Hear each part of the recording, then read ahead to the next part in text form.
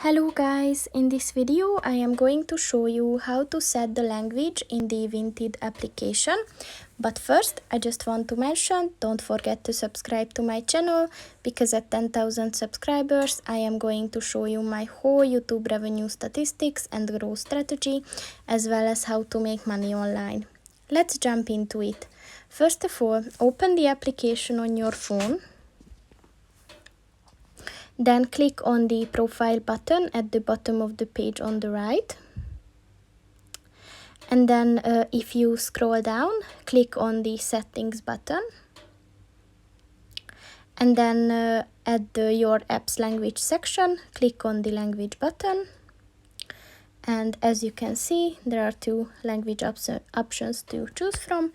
So just click on the one that you want to use and click on the save button next to it, and your language is set. So that's pretty much it for this video, guys. See you in the next one. Goodbye.